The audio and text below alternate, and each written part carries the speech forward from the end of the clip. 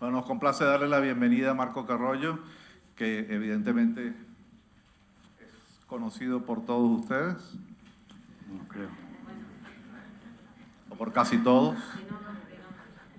Aplaudid mucho, que está su mamá aquí. Muy bien. Cara dura. Comunicación y evangelización en el contexto contemporáneo, que es algo central en la vida del cristiano. Nuestro Señor nos dio un mandato a todos: id por todo el mundo y proclamad el Evangelio. Dice León 14, o 14: Dios arroja la semilla de su palabra sobre todo tipo de terreno. Nuestra labor no es juzgar el suelo, sino sembrar con generosidad, confiando en que el mensaje florecerá en el momento de Dios. La buena noticia de Jesucristo no cambia ni cambiará. Jesús es el mismo ayer, hoy y siempre. Pero sí cambian paradigmas, formas, métodos, tecnologías, etc. Así empezó la imprenta. Se imprimieron primero unos pequeños folleticos de misal, y después se imprimió la Biblia, lo que llaman la Biblia de Gutenberg, porque había que aprovechar esa nueva tecnología para difundir la palabra de Dios. León XIII hablaba ya de prensa y verdad y de utilizar la prensa. Y decía, puesto que el ingenio humano ha encontrado en la prensa un medio tan poderoso para la difusión de ideas, es necesario que los católicos lo utilicen para la defensa de la verdad y para la salvación de las almas. Si saltamos unos papas y llegamos a San Pablo VI, hablaba de los medios modernos, del deber de pregonar sobre los terrados. San Juan Pablo II hablaba del nuevo Areópago y decía: no basta usar los medios para difundir el mensaje cristiano, es necesario integrar el mensaje mismo a nuestra cultura, creada por la comunicación moderna. Benedicto XVI también mencionaba lo que llamaba el continente digital y buscar la identidad y la verdad en las redes sociales. Papa Francisco hablaba de la cultura del encuentro. Decía, no basta pasar por las calles digitales, es decir, simplemente estar conectados. Es necesario que la conexión vaya acompañada de un verdadero encuentro. Y ya el Papa León XIV ha hablado varias veces sobre inteligencia artificial. Hoy tenemos el privilegio de tener a Marco, una voz muy autorizada para desgranar los desafíos y oportunidades de llevar el mensaje cristiano en el contexto contemporáneo. Marco es doctor de Ciencias de la Comunicación por la Universidad de Navarra y actualmente es profesor asociado de Comunicación y Gobernanza Institucional de la Pontificia Universidad de la Santa Cruz en Roma. En el pasado, pues, ha estado vinculado en temas de comunicación, de contacto con la prensa, tanto en Barcelona como en Roma a nivel internacional. Desde hace 25 años es miembro del comité organizador del Seminario Profesional para Oficinas de Comunicación de la Iglesia, que no es una cosa solo del Opus Dei, sino para todas las realidades eclesiales. El primer año fueron 40 y hoy cada año van más de 600 personas a hablar del tema que vamos a hablar nosotros el día de hoy. En palabra de Marco, durante este periodo hay un cambio fundamental, ha sido pasar de un paradigma comunicativo broadcast, de uno a muchos, al paradigma digital más participativo y abierto. Todos dialogamos con todos. Le damos un fuerte aplauso a Marcos. Me parece que tengo, Francisco. Bueno, no, muchísimas gracias a todos vosotros, muchas gracias a a Bonaigua. Es siempre, bueno, un honor estar aquí, un privilegio. Y además es un poco raro porque estar aquí dando una sesión con algunos de tus maestros, Veig aquí al Salva Aragonés, a Alfonso Benítez, mi profesor de universidad, a muchos amigos, Miguel Castelví, y luego a mi madre. Entonces yo nunca he dado una charla a mi madre. Bueno, entonces decía que efectivamente, Francisco, gracias por la introducción porque has tocado muchos temas, pero es verdad que hablar de comunicación y evangelización es hablar de muchas cosas. De hecho, la gran dificultad que tuve al aceptar esta invitación era cómo enfocar un tema que es un tema horizonte, que podría tener 1000 puntos de inicio distintos, 1000 estructuras distintas. Entonces, al final, el peligro es... Bueno, y es verdad que va a haber un poco de peligro porque lo que traigo aquí, al final pensé, dije, son algunas reflexiones que salieron concretamente en el último seminario del que hablaba Francisco, seminario de oficinas de comunicación de la Iglesia, que tuve el honor de organizar el último año con 700 personas de todas las sensibilidades eclesiales, de todas las carrocerías, podríamos decir, de muchas diócesis, conferencias episcopales de todo el mundo, y como era el año del jubileo, el tema fue muy abierto y justamente dijimos, en vez de dedicar este año a hablar de un tema concreto de comunicación institucional, vamos a hablar de la misión de las oficinas de comunicación de la Iglesia, que en este caso es la misión última es la evangelización, la comunicación de la fe. Entonces, bien, con esta pequeña premisa quería empezar. Este es el seminario de este año, es un seminario que tiene lugar en varias salas porque no cabemos todos en una. Quería empezar con algunas referencias a la cultura cristiana o al cristianismo en la cultura pública general, más allá de los círculos específicos de la Iglesia o católicos, es lo que normalmente se llama la cultura mainstream. Quiero empezar con una escultura que, al menos yo cuando la vi físicamente, me chocó mucho. Es una escultura que casi tiene como la piel humana, que esta escultura se llama Youth, es del 2009, de Ron Mueck. Entonces, si yo les pregunto y os pregunto, ¿qué veis en esta escultura? Es una escultura que cuando uno lo ve no se olvida de ella porque te choca, te llama mucho la atención. Si os hago esta pregunta, ¿qué decís? Pues, ¿alguien tiene alguna idea? Pues veis a un chico, ¿no? Chico herido, de color, chico que podría estar en cualquiera de nuestras ciudades. No es una escultura del pasado, es una persona contemporánea que tiene algo aquí, tiene una herida, se está levantando la camiseta para tocarse la herida. Esta fue una escultura principal que entonces es muy interesante porque el arte nos permite hacer unas yuxtaposiciones impresionantes entre pasado, futuro, referentes de significados. Entonces, esta se expuso en una reciente muestra en la National Gallery de Londres con el Cristo mostrando sus llagas de Giacomo Galli. Entonces, claro, cuando uno yuxtapone estas dos figuras, se da cuenta de lo que Muck tenía en la cabeza al hacer esta escultura. Y fue muy interesante esta muestra porque era poner escultura contemporánea dialogando con un cuadro clásico de Galli, el Señor tocándose la llaga en el costado, y empezó a generar muchos significados nuevos. En el fondo la gente comentaba, claro, esto quiere decir que todos somos un poco Cristo, que cualquier persona tiene una gran dignidad, que la herida del Señor también es mi herida y que esa herida, pues todos tenemos heridas y todos podemos curar, como hace el Señor con esta escultura.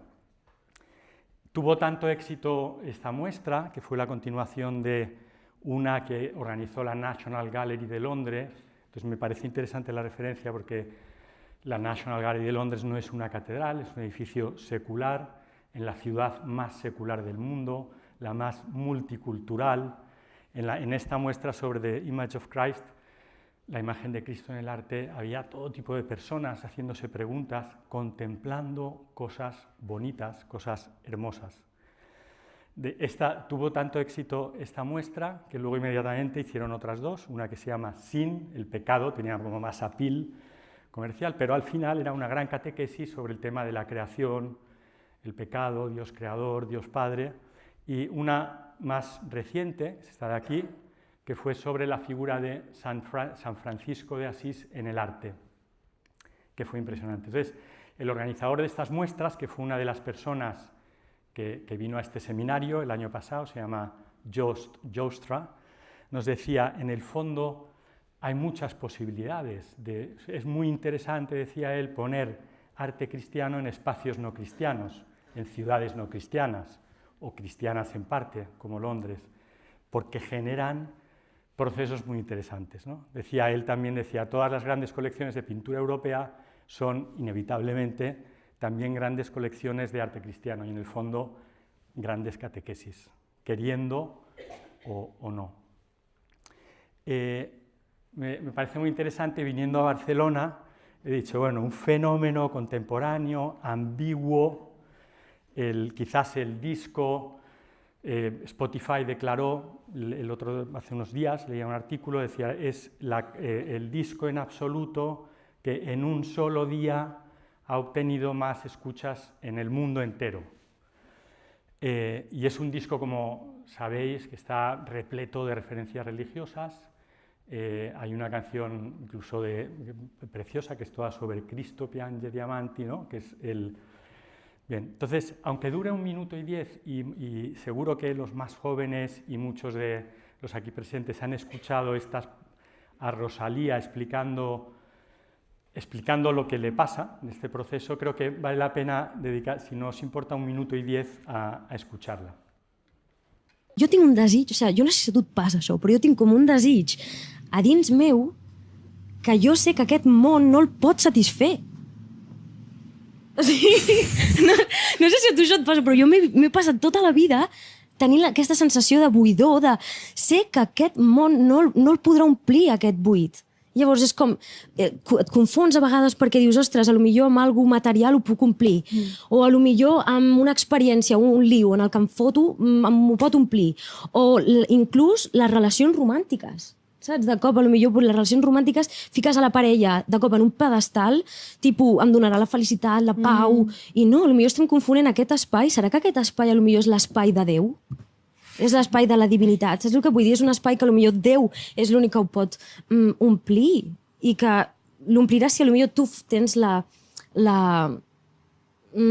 predisposició, l'actitud, d'alguna manera tu t'obres a que això pugui passar i ella, com li vulguis dir, Déu t'ho dona. Tu eres una monja de clausura, ja és com despresa de tots els... No sé, potser és un camí tan preciós, no? O sigui, jo admiro molt a les monges, per exemple. És com que em sembla increïble, són com ciudadanas celestiales, ¿sabes? Muy bien. Luego, el papel impresionante tiene una canción que se llama, los más jóvenes la conocéis, Motomami, donde aparece un corte de voz de su abuela diciéndole, Rosalía, Dios y la familia primero, ¿no? Entonces, bien, también yo esto diría un aplauso a las abuelas, ¿no? Porque son las palabras de una abuela en una mujer que se declara no católica, que se declara con mucha ambigüedad, digamos, pero que pone e instala en la conversación pública mundial, no en la catalana o en la española, en la mundial, una conversación artística espectacular sobre Dios, con ambigüedad, pero con sinceridad, de dialogar, de aprender, y que aunque no sea una doctora de la Iglesia y no la veamos habitualmente por Bonaigua, a lo mejor después de este recuerdo le decimos, venga Rosalía, ven, que estarás muy bien aquí. Y a lo mejor un día nos da ella una charla. Una tercera reflexión, siempre estamos hablando sobre el momento actual. ¿Qué está pasando en el momento actual? Referencias cristianas en el momento actual, que es un momento que luego intentaré definir, ¿no? Entonces, si yo ahora os pregunto, ¿cuáles pensáis que han sido los 2 eventos con mayor impacto televisivo global en 2025, muy por encima de los demás. La elección del Papa, exactamente. Sí, sí. Entonces, es verdad que es un momento lleno de... que es muy televisivo, porque, bueno, tiene muchos ingredientes, tiene, ¿no? Aquí tengo, entre todos estos datos, en un estudio que hemos hecho en la universidad, que se encuentra en esta revista, que es justo sobre la gestión informativa de estos 2 momentos. Una de los puntos, decimos en el funeral, fue la pieza singular, con diferencia, que obtuvo un share televisivo más alto en todos los países monitorados, ¿no? Entonces me parece muy interesante, es verdad que visivamente es muy emocionante, presenta imágenes como esta, el féretro del Papa, imágenes como esta, el pueblo de Roma diciéndole adiós por las calles de Roma a su obispo, en el mismo coche en el que el obispo normalmente saludaba, ¿no? Y aquí tienes pues, bueno, efectivamente son momentos muy interesantes. No es exactamente comunicación de la fe, esto no es una catequesis, pero nos dice algo sobre el momento actual y quizás la necesidad de paternidad, la necesidad de familia, la necesidad en los momentos del funeral, efectivamente también hay mucho de catequesis. Este fue el pico más alto del año, que fue... Entonces, quiero poner solo 1 minuto y medio o 1 minuto para revivir la sensación de aquellos momentos y para hacer algunas consideraciones, diciendo que esto que vemos ahora no es de la 13, o no es de... En Italia se llama TV 2000, de la televisión católica, o no es de Vatican Television, es de la BBC, o sea, la televisión más laica de Europa. Billowing out of the Sistine Chapel chimney. This is breaking news. We have a new pope. The Sistine Chapel chimney has signaled white smoke at 5 this evening.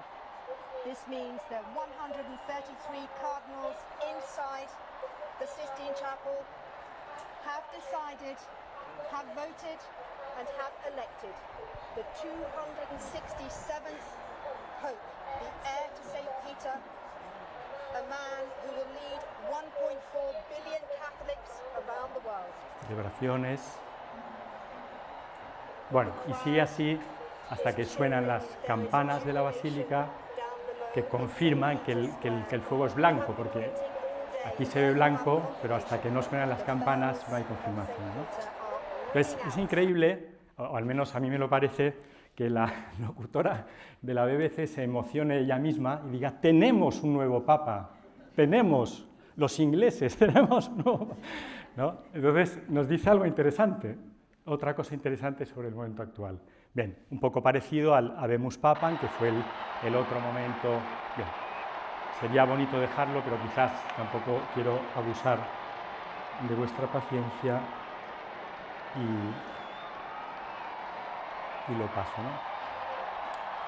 Una cosa que me parece interesante es que, por ejemplo, el día del humo, de la fumata blanca, yo colaboro también con una agencia de televisión que se llama Rome Reports, que quizás algunos conocen, y estábamos ahí en un bar en Vía de la Conciliación preparando, bueno, tal, pensando que iba a ser al día siguiente.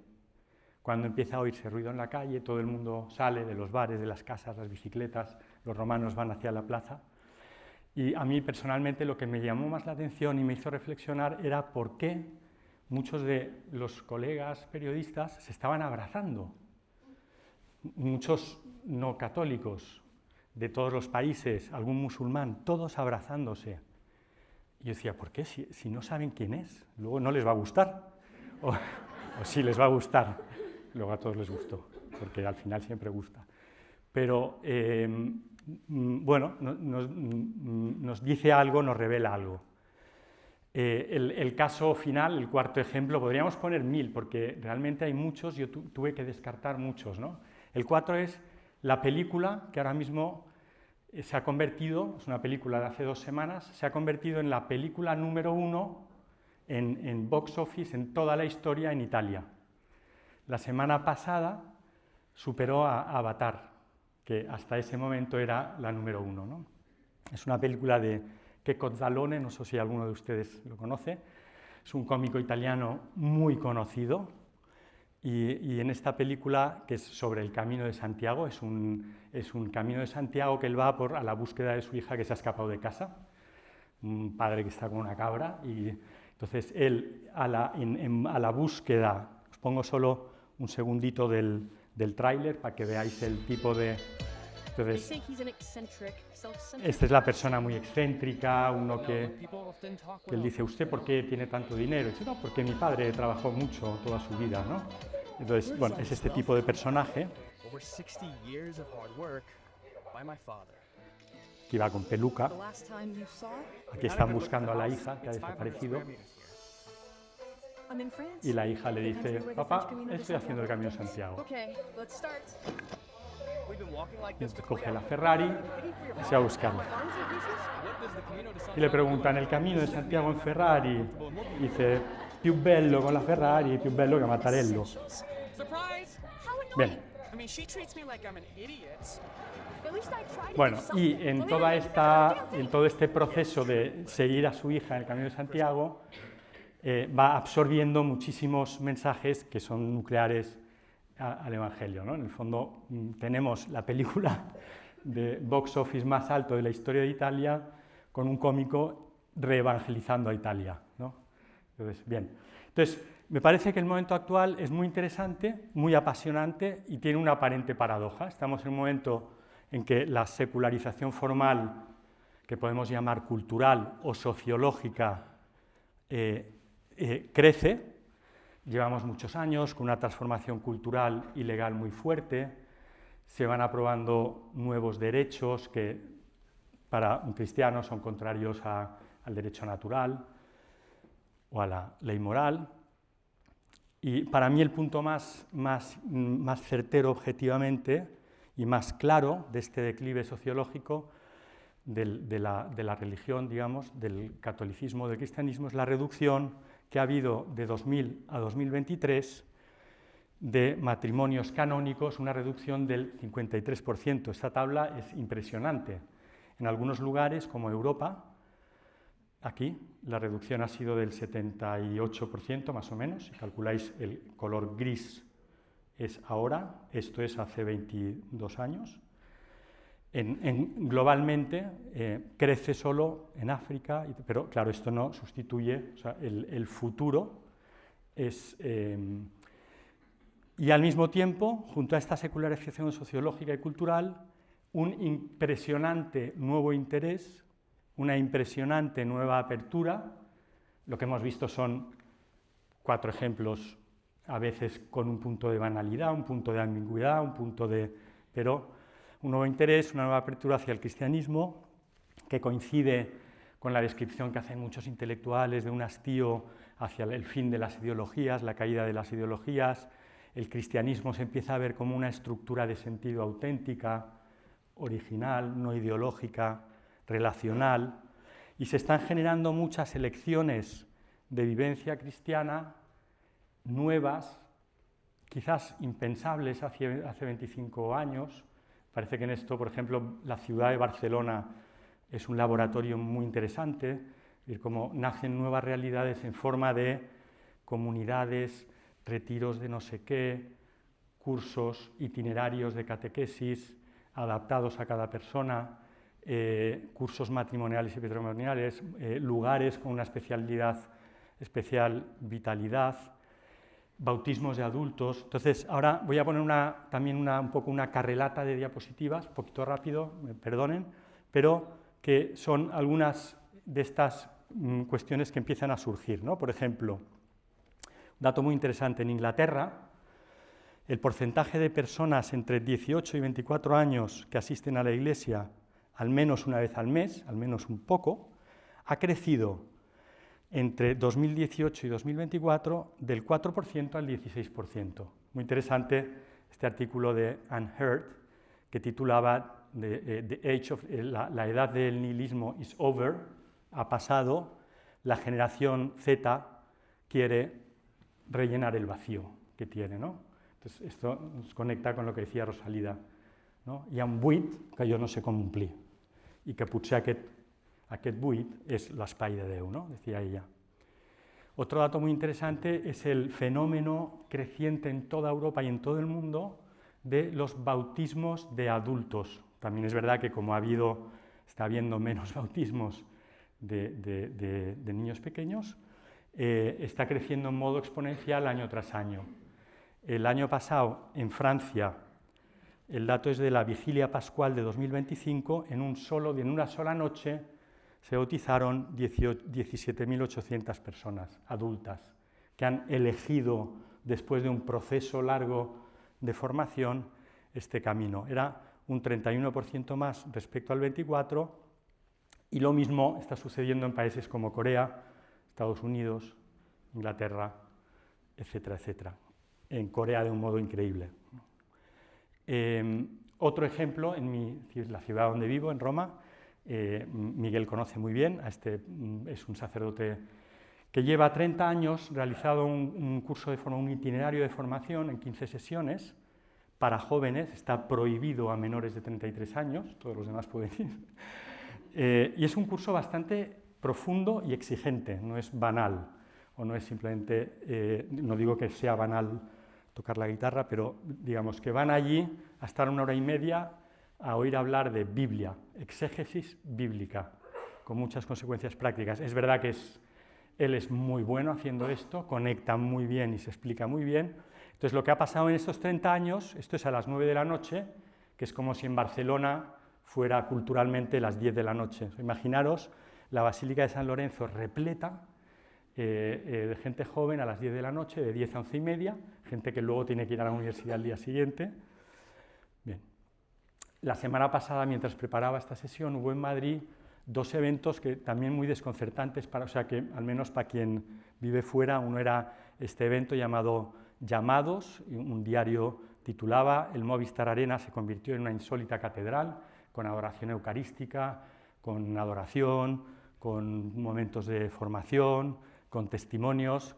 En paralelo, casi la semana siguiente, en otro estadio de este tipo, me parece que esto era en Vistalegre, dice allí, un evento que se llama El Despertar, con intelectuales cristianos, la mayoría de la península ibérica, otros como l'Abbé Philippe, el religioso autor de libros muy conocidos, y otro estadio que se llena. Esta es una experiencia que nace de una realidad más pequeña, de un grupo de jóvenes que desde hace un tiempo han generado este think tank de jóvenes que quieren repensar en clave cristiana el futuro.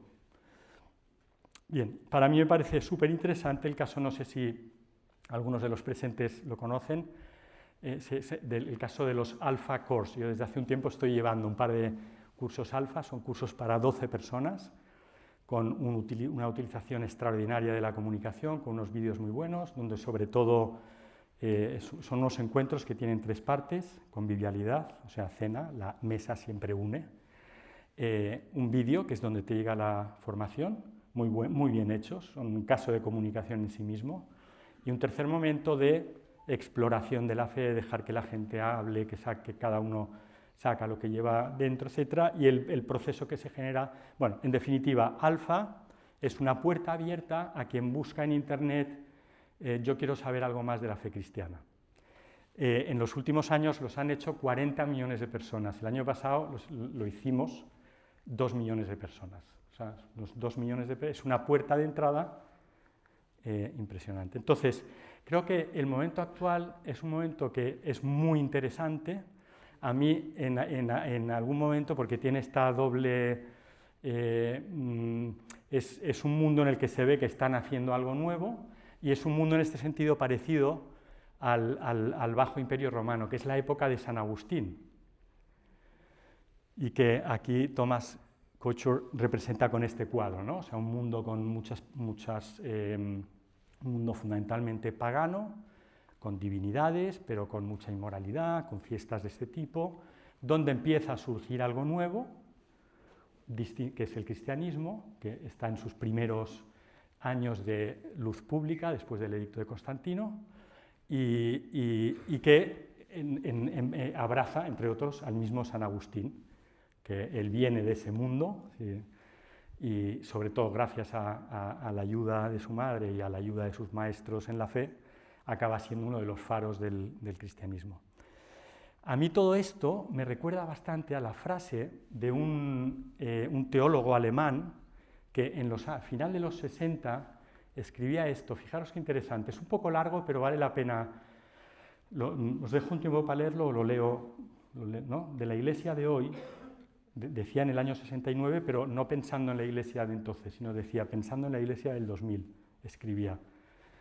Saldrá una Iglesia que habrá perdido mucho número de sus fieles, privilegios en la sociedad, se habrá de presentar a sí misma como una comunidad voluntaria a la que solo se llega por una decisión libre. Como una comunidad pequeña, habrá de necesitar, de modo mucho más acentuado, la iniciativa de sus miembros particulares, de cada uno de nosotros. Conocerá formas ministeriales nuevas, aquí ministeriales en el lenguaje de formas nuevas, ministerios en el sentido de apostolados nuevos. Será una iglesia interiorizada, sin reclamar su mando político, ni coqueteando con la izquierda ni con la derecha. Será una situación difícil. Este proceso de cristalización y aclaración le costará fuerzas valiosas, la hará más pobre, la transformará en una iglesia de los pequeños.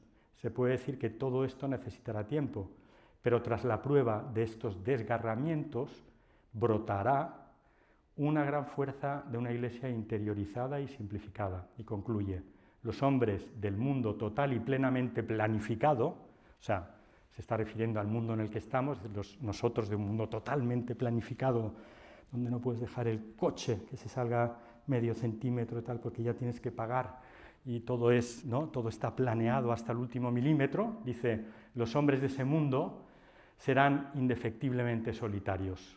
Cuando Dios haya desaparecido totalmente para ellos, experimentar su hastío y su pobreza, y entonces descubrirán la pequeña comunidad de los creyentes como algo completamente nuevo. O sea, aquello que tenían y que no conseguían, lo descubrirán como algo completamente nuevo. Creo que muchos de ustedes saben quién es este teólogo alemán, es Joseph Ratzinger, y esto lo escribe en el año 69, o sea, cuando estamos en el concilio, ¿no? Bien, en el fondo todo esto nos habla de un método que es, ¿no?, una decisión libre, uno a uno, la participación de todos, pequeñas acciones, pequeñas comunidades que al final pueden llegar a ser muy, muy grandes y muy vivas, algunas parroquias muy vivas, algunas realidades, algunas... Entonces, es un poco el paradigma hoy de la comunicación seria, a mí me recuerda un poco a la vigilia pascual, ¿no?, que son pequeñas lucecitas que nos vamos pasando unos a otros y que al final iluminan toda la catedral. Entonces, algunas notas muy rápidas del contexto contemporáneo. La fe es una, las culturas son muchas, la cultura en el sentido del aire que respiramos, no tanto, ¿no?, y que incluyen nosotros. En la cultura actual podríamos decir que hay algunos factores trampolín que nos ayudan a la comunicación de la fe, puntos de apoyo para el evangelizador. En el congreso ese nosotros realizamos, bueno, uno que lo ha mencionado antes Paco, con lo cual no me detengo, es el paso del paradigma analógico al paradigma digital, que se ven estos contrastes. Hemos pasado a un mundo más desintermediado, en el que todos participamos, todos podemos dialogar con todos, ya no pesa tanto la tecnología la tenemos aquí en un pequeño teléfono y desde allí podemos llegar a lugares muy lejanos y compartir un contenido si tiene calidad con mucha gente. No es un auditorio como este, sino que es una plaza en la que cada uno puede entrar y decir algo. Es un flujo constante, no era un ciclo como en el mundo analógico. En el fondo hemos pasado, ¿no?, de este esquema al esquema de la derecha, en el que todos estamos interconectados con todos, ¿no? Y en este esquema, Cuando alguien lanza algo que tiene valor, ese contenido se puede expandir por ondas concéntricas de modo casi infinito, ¿no? A mí me recuerda, a lo mejor esta gota de agua, son las palabras que un día la abuela de Rosalía le dijo a Rosalía y que ella se ha quedado pensando y ahora han llegado a través de este disco, han llegado al infinito, ¿no? Bien, en este contexto hay cantidad de servicios que no eran impensables hace 25 años que hoy son muy importantes para mucha gente. Que, no sé, Hallow es la aplicación católica más difundida en el mundo, con la que rezan todos los días bastantes millones de personas. O pienso en, voy a pasarla porque gente que, estoy poniendo ejemplos de personas que vinieron al seminario del año pasado, ¿no? Paul Adrien, este sacerdote dominico, joven, francés, es un extraordinario convertidor de teología dogmática en argumentos populares, ¿no? Tiene 500.000 de seguidores en Francia y es muy interesante porque es una persona que no pone el foco en sí mismo, sino que dijo, bueno, yo lo hago si le interesa a mi comunidad. Le dijeron, sí, nos interesa a los dominicos, y entonces se generó un equipo y trabaja con este equipo. Mary's Meals es un programa impresionante de caridad que da cada día da de comer a 3 millones de niños en situación de pobreza, da escolarización. Es fruto de la conversión, por eso el nombre Mary's, de la conversión de Fergus, el fundador, un laico escocés que se fue a Medjugorje y allí vio claramente que la Virgen le pedía erradicar el hambre en el mundo. Entonces, son realidades que en el paradigma analógico eran muy difíciles. En el paradigma digital bien hecho salen de modo casi, porque los voluntarios se apuntan online, ¿no? Realidades como las aplicaciones de la Biblia, esta me parece una en concreto extraordinaria por la calidad con la que está hecho, muchos cientos de miles de personas leen la Biblia y sus comentarios todos los días con esta aplicación. Yo he podido trabajar muchos años, como decía Paco, en la oficina de comunicación del Opus Dei. Parece impresionante también cómo el paradigma digital nos hizo pasar de una realidad comunicativa relativamente pequeña a una web que aquí en su versión joven y en su versión normal llega a 11 millones y medio de unique visitors, de visitadores diferentes, ¿no? Prestando servicios, textos espirituales, etc. O el caso que muchos tenéis en la cabeza de The Chosen, que también el productor ejecutivo, estuvo el año pasado en el seminario, y en este seminario profesional en Roma, y nos decía, evidentemente esto no podía haber nacido en el paradigma analógico, porque es fruto de un crowdfunding por internet, de un lanzamiento gratuito de un primer capítulo, etcétera, etcétera. ¿Cuántos de los aquí presentes usan alguna vez 10 minutos con Jesús? Es otro ejemplo, ¿no? Aquí hay bastantes. Bien, factores barrera serían elementos que dificultan la comunicación de la fe, pero que deben ser tenidos en cuenta en la tarea evangelizadora. Aquí son algunos de los que sacamos en ese seminario. Quiero referirme a dos. Uno es el inmediatismo, que sería como la otra cara de la moneda de la cultura digital, y que, por ejemplo, ha puesto muy de manifiesto un importante libro de Hartmut Rosa que se llama Resiliencia y Aceleración y Resonancia, ¿no? que es todo sobre la dificultad que tenemos los contemporáneos de concentrarnos y sobre todo la dificultad para tareas muy importantes como todas las que tienen que ver con la contemplación del arte, de la belleza, de la familia, etc., ¿no? Y que ahora ha escrito este remedio contra la aceleración, un tema en el que están pensando muchos. ¿Por qué es un reto? Porque nos damos cuenta de que la comunicación de la fe es un proceso gradual, de maduración, largo, contemplativo, no es simplemente espectáculo, ¿no? La otra es el individualismo. Muchos autores como, ¿no? Bauman, etcétera, se han referido a este como el gran problema después de la caída de las ideologías, etcétera, la falta de estructuras de relación, la falta de comunidades, etcétera. Y al mismo tiempo En ese seminario se identificaron bastantes, lo que yo le puse el nombre ¿no? En mente de carencias fértiles, es decir, vacíos culturales percibidos como tales que pueden convertirse en terreno fértil para el anuncio del Evangelio, capaz de colmarlos.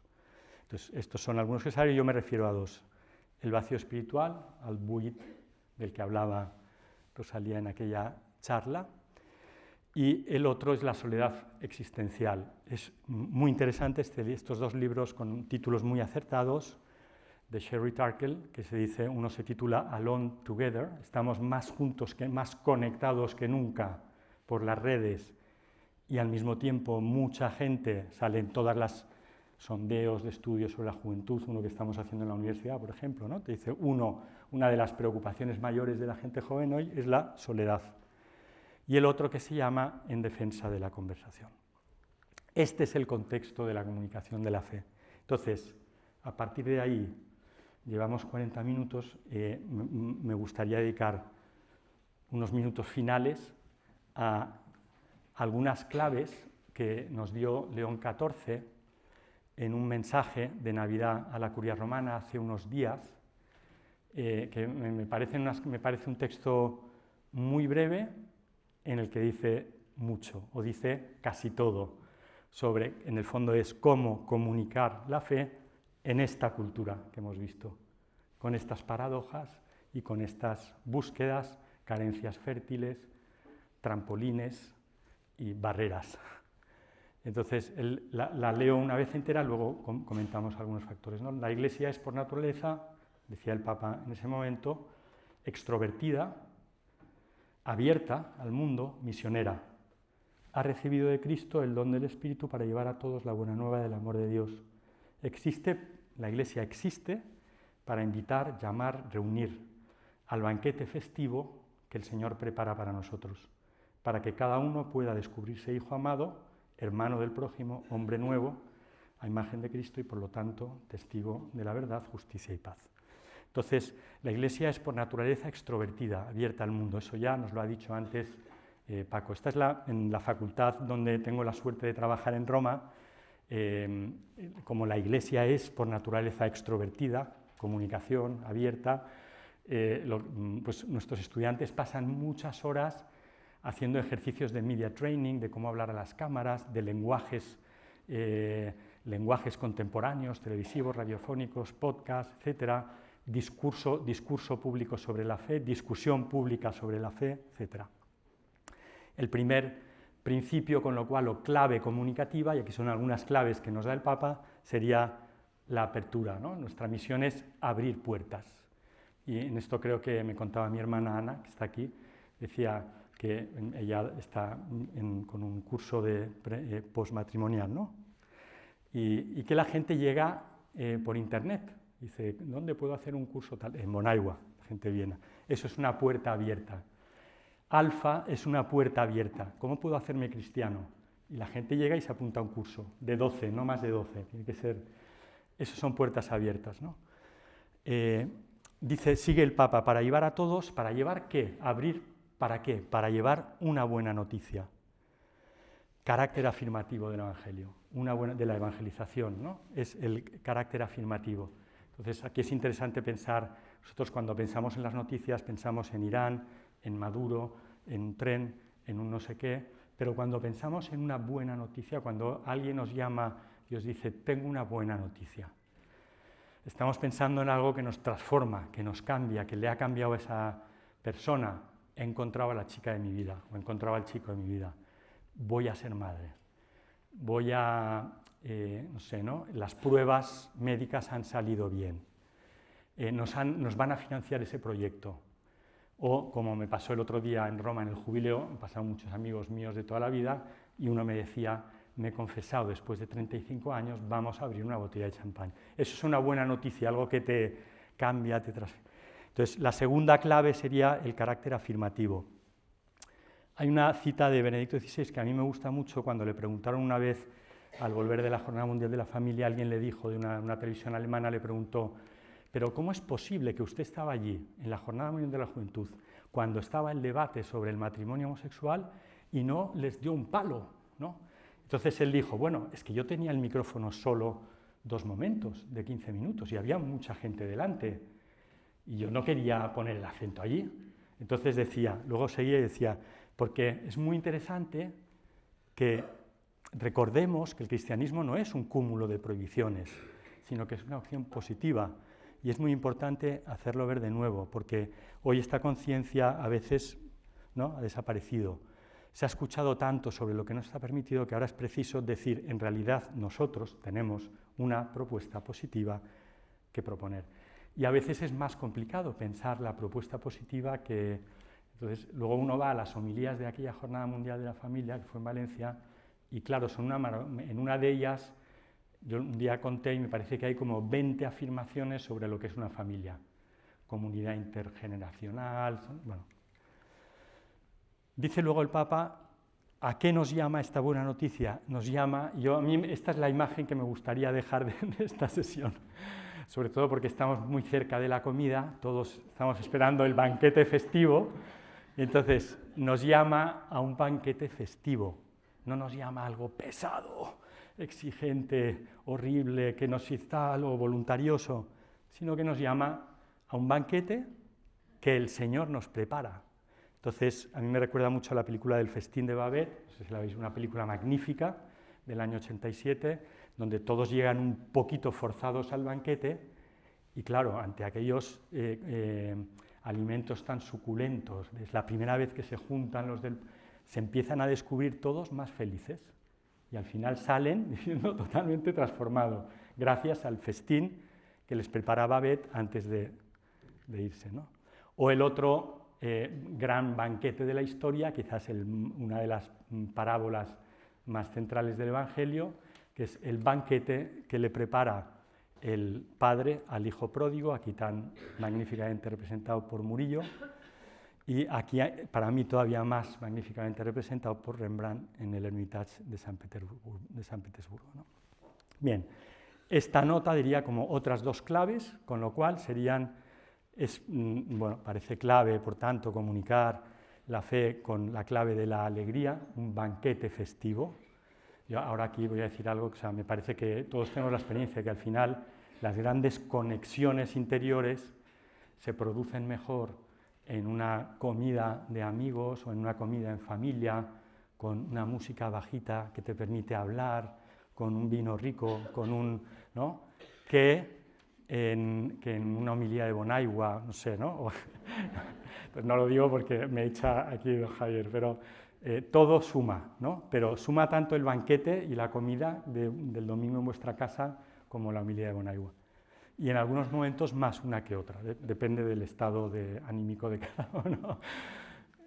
Me parece que la otra clave es la libertad, a la que hacía, ¿no? El Señor nos invita, nadie está obligado a ir a un banquete, yo lo preparo, si quieres vienes, es un regalo que te hago, nadie está obligado a recibir regalos, con lo cual es obvio que una clave de la comunicación de la fe es la libertad, y esto es como sin libertad no hay amor. Bien. Descubrirse nos llama a un banquete, ¿para qué?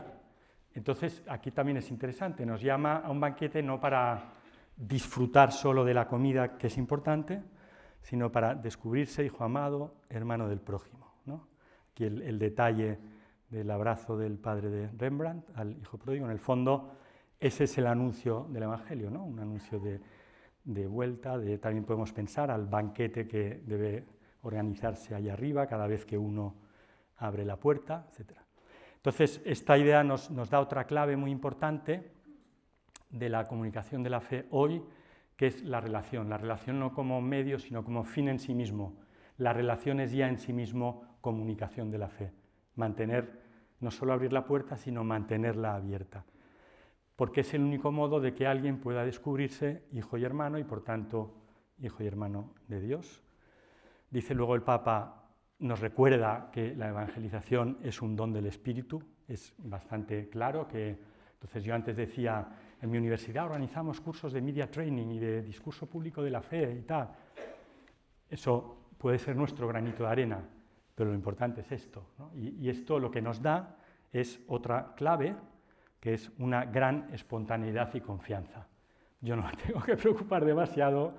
Yo, como decía un amigo mío que a veces suele hablar a audiencias de 1000 personas, me decía, yo lo único que hago es, antes de salir en público, le pido al Espíritu Santo, por favor, que no diga nada que no sea de utilidad para las personas y que no ponga ningún impedimento, ¿no?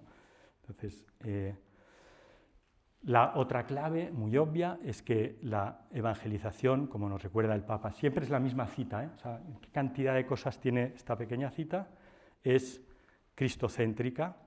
Entonces, muy interesante la frase de Santo Tomás de Aquino, quizás el otro gran, bueno, entre los grandes, ¿no? San Agustín, Santo Tomás, que él dice, la evangelización, comunicar la fe, él la define como contemplata alis tradere, en latín, que significa llevar a los demás los frutos de la contemplación. Que hay una pequeña anécdota que a mí en mi vida me ha ayudado mucho, de uno que ahora es obispo, y creo que amigo mío, que se llama Giovanni d'Ercole, que es yo cuando lo conocí era un cura joven que participaba mucho en la televisión y lo hacía muy bien, muy bien. O sea, la gente decía, bueno. Entonces, una vez que vino a la facultad le preguntamos, ¿cuál es el secreto, don Giovanni? ¿No? Y él decía, no lo sé, yo, o sea, si os puedo dar un consejo, creo que yo lo único es que cada vez que tengo que ir en televisión, a la televisión, antes intento ir a hacer al menos media hora de adoración eucarística, porque es el único modo de que yo pienso de poder transmitir a los demás lo que me ha llegado a mí, ¿no? Contemplata alis tradere. Y aquí el principio sería el de la coherencia. Nosotros comunicamos no lo que hacemos, sino no actividades. La comunicación no es hacer cosas, financiar películas, todo eso son granitos de arena, pero la esencia es quién somos, dónde estamos anclados, ¿no? Y los cristianos sabemos que el fruto de todo es Cristo. Testigos de la verdad, de la justicia y de la paz, dice en la misma frase el Papa, y esto nos recuerda otra clave, que es toda comunicación de la fe tiene que ser hecha con caridad, el Hijo amado, con verdad, testigo de la verdad, de la justicia, de la paz, y aquí el riesgo a veces o el debate es en muchas personas que a veces somos nosotros que queremos sacrificar una en el altar de la otra, ¿no? Sacrificar la verdad en el altar de la caridad, que sería el fanatismo, o la verdad en el altar de la caridad, que sería el relativismo. Es todo lo mismo, ¿no? Entonces, me parece que son dos claves muy interesantes. Acaba la frase diciendo, en el espíritu de corresponsabilidad bautismal, todos estamos llamados a participar en esta misión, ¿no? Entonces sería la universalidad. Y la universalidad en tres sentidos. Todos estamos llamados, no es una cuestión de comunicadores, de especialistas, de expertos, es principalmente de la abuela de Rosalía, de la hija, ¿no? Todos tenemos esa misión, nos lo acaba de decir el Papa. Es una misión para todos. El Hijo Pródigo, Cristo, nadie está excluido, es la misión más inclusiva que hay.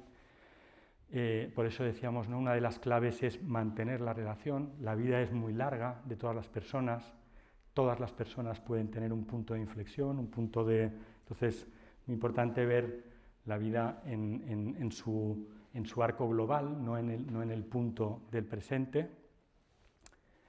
Esta es una imagen preciosa, si alguna vez vais a Londres, en la Catedral de San Paul, la Catedral Anglicana, vais al fondo y a la izquierda, en la capillita última a la izquierda, está este cuadro de, ahora no me acuerdo del nombre, que es Christ Life of the World, ¿no? Que es un Jesús que llama a la puerta, es una puerta en la que no hay, alguien le dijo al artista, pero no hay manilla. Dice, no, la manilla está por dentro, porque el Señor llama a todos, pero luego es uno el que tiene que abrir y llevar a esa casa la luz, ¿no? Entonces es Cristo que va pasando. Entonces, es como decir, para todos, a todos les llega el momento en que, entonces, sobre todo si hay relaciones abiertas y en todo. Entonces, esto me parece muy interesante, que también la evangelización no es solo anunciar el querigma, que es una parte muy, o sea, anunciar a Jesús, por supuesto, es lo esencial, pero también es una obra de arte, también es un gesto, una visita a un enfermo, entonces en todo eso se ve la fe, ¿no? Hoy me parece que una vía muy interesante de la comunicación de la fe es la del arte. Esto es una muestra en la que estuve hace 10 días en Florencia, donde de modo muy inteligente es la muestra más importante que ha habido en la historia del Beato Angelico, un capolavoro. Si podéis, si alguien está en condiciones de tomarse un coche e ir a Florencia, se lo aconsejo, solo que se estaba acabando estos días. Entonces, cuando entras te dice, se puede hacer fotos de todo y compártelas con este hashtag. Entonces, está Italia llena de imágenes preciosas de la crucifixión, de todo, ¿no? Bien. Yo a veces me pregunto, ¿no? Ahora en Barcelona la Sagrada Familia, 4 o 8 millones de visitantes, 13.000 al día pagando para entrar, ¿no? En San Pedro, donde vivo yo, parece que son 33 millones, porque es gratis también. Entonces, claro, se paga. Entonces, muchas veces la pregunta es, ¿qué pasa en la cabeza de uno que entra allí? Y yo creo que pasan muchas cosas con lo que hemos visto. Muy bien. Acabo con esta frase del Papa Francisco. Quería recordar otra de la Madre Teresa de Calcuta, que me parece que es muy atinente al tema que decíamos, todos, todo y en todo. Esto que dice la Madre Teresa es muy importante, ¿no? Que nadie se acerque jamás a ti sin que al irse se sienta un poquito mejor. Entonces, porque todo evangeliza. Muy bien, acabamos. Hemos visto este paradigma de la comunicación de la fe, que tiene estos 10 puntos. Yo le sumaría el punto de la belleza, que lo he sumado con la diapositiva anterior. Entonces, a mí me gusta mucho llamarle a esto, yo le llamaría el paradigma Mónica, porque es lo que empezábamos al inicio hablando del tiempo de San Agustín, las luchas de San Agustín. En el fondo, el paradigma Mónica es el gran faro, o uno de los grandes faros intelectuales del cristianismo. Es una persona que se acaba acercando a Cristo por la relación de su madre, por las oraciones de su madre. Él dice en las confesiones muchas veces cuánto ha llorado mi madre, cuánto me ha acompañado, ¿no? Y al final Agustín le acompaña en el momento de la muerte en la playa de Ostia, al lado de Roma, un sitio donde a veces nosotros vamos a nadar y tal, ¿no? Y entonces te lo imaginas allí, le acompaña a morir en ese lugar, ¿no? También un recuerdo final, y acabo con esto. Me acuerdo el día que yo trabajaba como responsable de comunicación de la obra en Roma, el día que viene elegido el prelado nuevo, Monseñor Ocariz. En la rueda de prensa alguien le pregunta, Monseñor, entonces, ¿nos puede decir cuál es la contribución más estratégica, una palabra que yo tiemblo siempre que alguien me dice estratégico, del Opus Dei a la Iglesia? Entonces hay un silencio, yo estaba justo al lado de una rueda de prensa, entonces yo iba pensando por dentro, ¿y cómo respondería yo a esto en estos 20 segundos, ¿no? Entonces yo empecé a hacerme líos mentales. No, la contribución, toda pues no sé, el servicio social, el servicio al mundo, yo pensaba así, ¿no? Entonces él responde rápido, dice, la contribución más estratégica, pues yo creo que es la amistad de las personas de la obra hacia todos. Entonces, al principio me pareció simple y luego me pareció muy profundo y muy central, porque luego lo explicó, ¿no? Decía, él decía en esa conversación así informal, ¿no? Decía, es evidente que para muchas veces Cristo solo pasará al lado del otro, pues en el quirófano donde trabajas, en la cocina donde trabajas, mucha gente no va a ir a la iglesia, pero la iglesia somos cada uno de nosotros. Y él decía, y eso es lo que vio hace muchos años el fundador de la obra, una institución que no quería ser muy institución, que quería ser más personas en su ambiente, laicos en medio del mundo, siendo amigos de los demás. Y él decía, fundacionalmente, esto él lo llamaba la evangelización a través de la amistad y la confidencia, ¿no? Me parece que es otro modo de confirmar eso. Entonces, que nos hace ver que en el fondo, sí, creo que tiene mucho valor aprovechar el momento tecnológico actual, aprovechar las circunstancias, aprovechar el paradigma digital, pero al final quizás lo que se nos pide a cada uno de nosotros, no sé si estáis de acuerdo, sería plantar pequeñas semillas, ¿no? Comunicar Entonces, así como conclusión, yo diría, en el fondo todos estamos convocados a contar buenas noticias, un banquete con vías múltiples, con acciones pequeñas y grandes como la siembra, atentas a las carencias del mundo contemporáneo, a las necesidades de relación. Hoy hay mucha hambre de relación, mucha hambre analógica en este paradigma broadcast, ¿no? Aprovechando los trampolines culturales, comunicar privilegiando el ser al hacer y privilegiando el hacer al decir, estando bien anclados, poniendo al centro la relación con las personas y sabiendo que el contexto tecnológico ayuda. Y es verdad que en este contexto, saliéndose de una lógica de poder o de influencia, más bien la lógica es esta, ¿no? Es la lógica no del poder, no de la influencia, es la lógica de la siembra, ¿no? Y entonces, en este contexto, es verdad que cada pequeña semilla, cada gota de agua, al final puede dar puede tener muchos ecos, ¿no? y muy lejanos, y dar mucha luz y llegar muy lejos, como el inicio, ¿no? Como la idea o la consideración inicial que ha venido no de una doctora de la Iglesia, sino de una cantante. Bueno, perdonen, me he pasado del tiempo, creo. Mucho. Nos hemos pasado mucho, lo siento. Muchas gracias. No.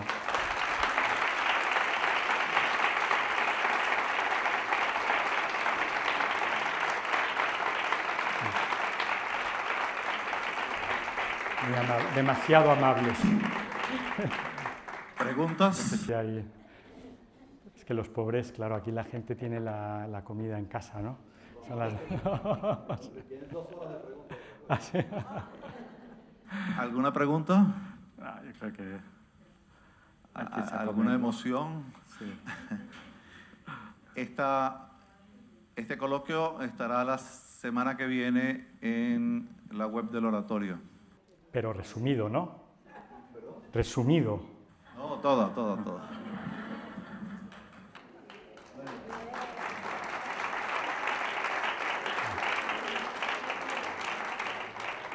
Sería el primer coloquio en 4 años que nadie pregunta. Bueno, porque el tema no es muy polémico, la verdad, ¿no?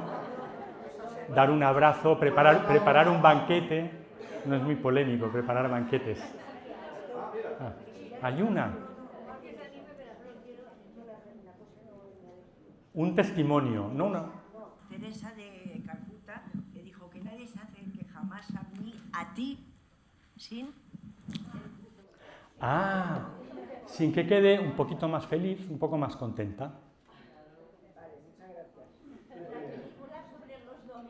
Sí, es otro ejemplo increíble del contexto. Es una de las que quité, porque ayer mi cuñado, que está aquí también presente en el corner familiar, me dijo, pero no te enrolles. Sí, entonces, todo mi apuro era quitar diapositivas, porque había más. No, había alguna más, pero es claramente parte de este contexto, que a mí me parece muy apasionante, porque son cosas que hace 25 años no pasaban. Hace 25 años, sociológicamente, todavía, digamos, había más, en italiano se dice, ahora no me viene en castellano, la fe de teneva, tenía más tenuta, más presa, en catalán, ¿no? Y en castellano no me... Es que, bueno, más presencia, pero al mismo tiempo estábamos todos un poco calladitos, como temorizados, ¿no? O el momento actual, el mundo te lo está pidiendo. Entonces creo que es un mundo sociológicamente menos cristiano, culturalmente menos cristiano, y al mismo tiempo con una serie de necesidades, carencias, reconocidas como tales, es lo interesante. Y creo que la honestidad también de la autora de los... Yo no la he visto, pero sí que he leído mucho sobre la película, en Italia no ha llegado, todavía no se puede ver en pantallas, pero me parece que es simplemente una mirada que, abierta, ¿no?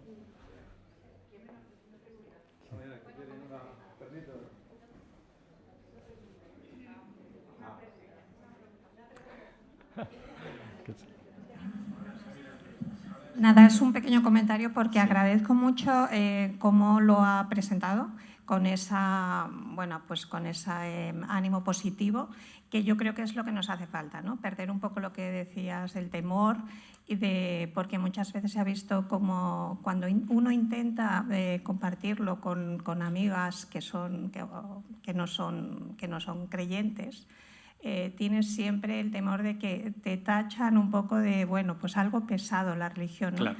Y entonces verlo así como con esa frescura, que es algo que nos llena, que puede llenar ese vacío que no sabemos de dónde nos viene, pero qué bueno. Sí, luego que nosotros somos unos afortunados porque tenemos un banquete buenísimo.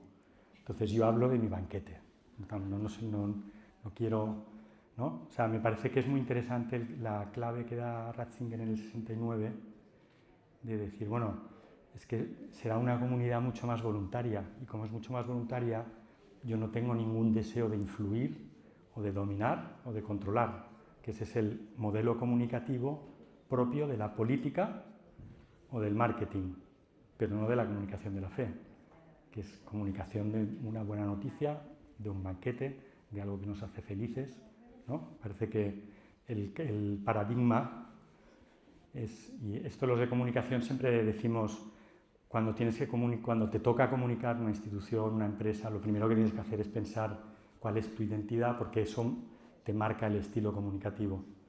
Entonces, pensar en la esencia del cristianismo por fuerza, cuando no lo hemos hecho así, nos hemos equivocado.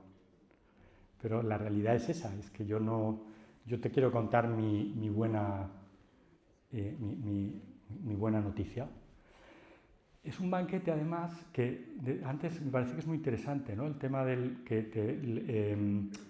es un banquete donde lo importante no es la comida, lo material, sino que es el abrazo de Rembrandt, ¿no? Y entonces, por eso es un banquete que también nos sostiene en los momentos de dificultad. No es un banquete para cuando te casas y cuando ¿no? Es un banquete que nos ayuda también ante una tragedia como la de los trenes, porque es lo más difícil de entender que tenemos los cristianos, ¿no? ¿Por qué a mí? ¿Por qué a esta familia? Y nadie tiene respuesta.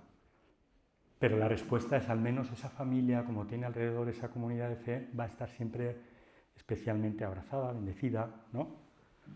Entonces, creo que es muy interesante, y eso yo creo que en la cultura popular lo que a veces suscita es que, bueno, aquí hay un maestro de la comunicación, que es Alfonso Mendiz, el rector nacional de la Catalana, que lleva muchos años analizando modelos comunicativos a través de la publicidad, ¿no?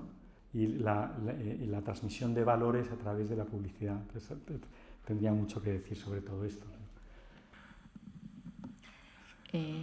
Sí, no, iba a comentar esto del banquete y del regalo, pero no me voy a extender más. Y te quería preguntar, ¿quién es la persona que da esos cursos de la Biblia en Roma?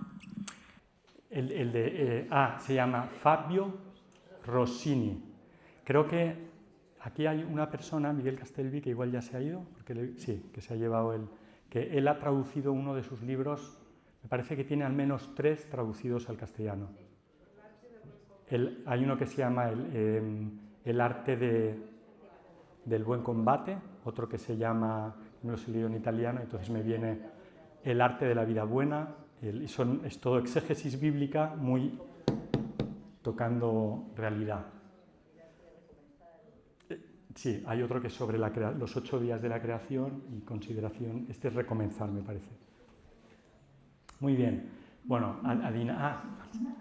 ¿Nos puede dar ideas a todos nosotros sobre cómo podemos evangelizar en las redes sociales, pero sin ser tostones, sin quedar en ridículo y también teniendo en cuenta el tiempo, ¿no? Porque claro, es que las redes sociales... Es muy interesante cuando estamos en las redes sociales pensar, al menos a mí me ayuda, que muchas veces menos es más. Y luego que a veces yo cambia un poco mi pensamiento sobre la presencia de los sacerdotes, ¿sí? Pero más interesante la de los laicos, ¿no? Pero en general en las redes sociales. Y quería decir algo que se me ha ido de la cabeza. O sea, creo que el paradigma este también está muy pensado para redes sociales. Entonces, por ejemplo, la relación por encima de la eficacia, ¿no? Entonces, en las redes sociales no bloquees, dialoga, apoya, retuita. Por ejemplo, un modo muy importante y creo muy cristiano de estar en las redes sociales es participar, no solo enviar unidireccionalmente mensajes, ¿no? Felicitar, retuitear o replicar, compartir, ¿no? Parece que también es muy interesante compartir contenido. Muchas cosas es la atención a contenidos valiosos. He descubierto esto, os lo comparto. Me parece que es un gran servicio. Sin duda, también creo que es muy distinto qué red social, qué lugar, qué público, pero creo que también la confianza en el Espíritu Santo nos da el principio ese de espontaneidad, que es lo que hoy hace que haya tantos podcasters con mucha gente que les siguen y en el fondo le están explicando, mira, en mi casa he plantado esto y te digo cómo se hace.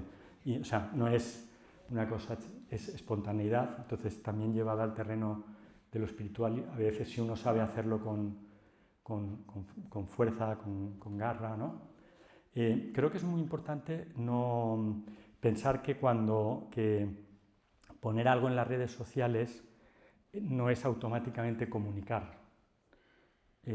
Poner algo es un intento de comunicación. La comunicación se produce cuando esto en alguien le suscita un cambio de percepción, le añade conocimiento, le genera algo nuevo, ¿no? Entonces creo que también es un buen método de decir, ¿por qué estoy poniendo esto? ¿Para qué? Es un modo de... Entonces, de alguna manera, también de las 10 claves que hemos visto, por ejemplo, a veces es la clave de la caridad, simplemente porque quiero que la gente goce con algo bueno, ¿no? Y entonces por eso comparto esto. Pero claro, el gran riesgo allí, nosotros tenemos un alumno ahora mismo, por ejemplo, que quizás alguno le conoce, es un mexicano, que se llama el padre Heriberto, que creo que tiene 2,5 millones de followers en TikTok. Es un sacerdote que hace unos comentarios del Evangelio, tal, pero que al mismo tiempo se presenta muy bien, es muy simpático. Entonces, él también lo vive con un gran peso eso, porque ya empieza a no poder salir a la calle. Y la gente que se quiere hacer fotos con él y tal, ¿no? Y entonces... Y claro, y se da cuenta de que al final cada palabra es muy importante. Entonces, pero diría, por ejemplo, en las redes sociales me parece que una muy importante es no ser unidireccionales, ¿no? Sino realmente mantener viva una relación. Entonces, una persona que solo dispara, no es un paradigma comunicativo Mónica, ¿no? Es un paradigma comunicativo no sé, me viene Álgida, que son los helados italianos, o Frigo, te vendo helados, ¿no? Y entonces creo que, no sé, Alfonso, el rettore. Comentario breve, Sí. y si había alguna cuestión que decir. Quizás como complemento a lo que ha salido últimamente en las redes, y que quizás no es en el mundo más cercano que vivimos, que estamos aquí. Yo que me dedico a la comunicación también en entornos digitales, descubro que cada vez más, y es un poco lo que nos has planteado, que es el entorno cálido y muchas veces el entorno familiar y de amistad el que va generando una auténtica comunicación. Claro. Hemos visto el caso de Rosalía, era su abuela. Sí. A San Agustín, era Mónica. Su madre. Viendo también aquí que hay tantas... Bueno, yo por eso he querido plantear así esa reunión, porque yo renovaría mi aplauso a las abuelas y a las madres. O sea, que no, pero es verdad porque... Sí, bueno. Totalmente. No, que una vez me preguntaba alguien, ¿no? Pero es que la Iglesia tiene que estar produciendo más películas, ¿no? Entonces, al final podemos acabar como algunas producciones americanas, protestantes, que acaban no siendo películas, acaban siendo moralinas, ¿no? Entonces tú ya no las ves con gusto. Entonces, por ejemplo, para mí en esto, yo en cambio creo que el modelo sí que tiene mucho que ver con lo que haces tú, Alfonso, que es la educación, que es el otro gran entorno, ¿no? En Milán, por ejemplo, en la Universidad Católica de Milán hay un máster muy bueno de guiones audiovisuales, que uno de los requisitos para ser admitido, ellos siempre dicen, después de Los Ángeles, de Hollywood, somos de los mejores en Europa, ¿no? Pero si lo que quieres es solo hacer guiones y ganar dinero, vete a Los Ángeles. En cambio, aquí tenemos una especial atención a la antropología cristiana, entonces nuestros alumnos tienen cursos de antropología cristiana, por ejemplo, ¿no? Entonces, es muy interesante cómo con el pasar de los años de ese máster de escritura en una universidad católica, de la diócesis, han salido muchos de los escritores de series televisivas italianas, algunas extraordinariamente buenas desde el punto de vista de contenido, tipo la que ha sido el número 1 en audiencia este año, que se llama Doc, que es sobre doctores, médicos, ¿no? Otra es la famosa Don Mateo, que aquí es para la 13, en cambio en Italia, que es un país más donde los curas son héroes, es en la RAI, en Televisión Española, ¿no? Es el máxima audiencia. Pero ha ido saliendo mucha gente, entonces, en el fondo, ¿qué es lo que...? Eso sí que es natural, porque es gente con vocación de escritor y con una antropología cristiana que al final hace lo que lleva dentro. Y tú lo que puedes hacer es plantar la semilla educativa y luego, ¿no? Sin violentar la realidad. Creo que tiene mucho que ver también con lo que decíamos antes de el shift de decir, bueno, esto es una lección libre, para mí es la más bonita, yo te la cuento, pero o simplemente espero al día en que abras esta puerta, ¿no? que está allí. Molt bé, mossèn, sorry. Yo simplemente me toca clausurar el acto y ahora ya mucha gente se ha ido, pero en fin, la clausuro. Ha empezado Francisco hablando de nuestro convenio con Hace Prensa. Yo, en fin, no es que quiera insistir, sino simplemente yo creo que el convenio se da también porque Hace Prensa ha visto que aquí hay ponentes de primera categoría y entonces se pueden beneficiar, y yo creo que las 3 sesiones o 4 que hemos tenido este curso han sido de bastante nivel y bueno, pues todo el mundo pueda beneficiarse, ¿no? La siguiente sesión será, el título será el 21, 22, bueno, sábado en torno al 20 de febrero, por aquí, 21 de febrero, las heridas del corazón, el poder curativo del perdón. Y el ponente es Javier Slater Navarro, profesor. Gran tema. Gran tema. Es decir, que con lo cual os esperamos y seguimos adelante. ¿Y algo más? No. Pues nada.